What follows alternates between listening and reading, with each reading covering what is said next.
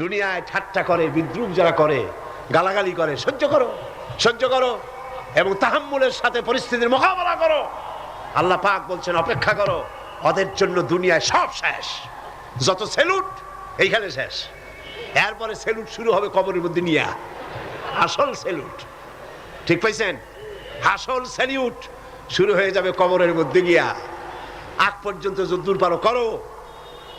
আর মুসলমানদের দুঃখ দুর্দশা ইমানদারদের জন্য মওতের আগ পর্যন্ত শেষ।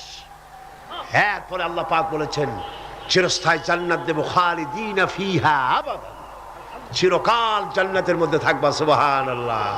তবে এখানে আপনি সবর করে থাকবেন।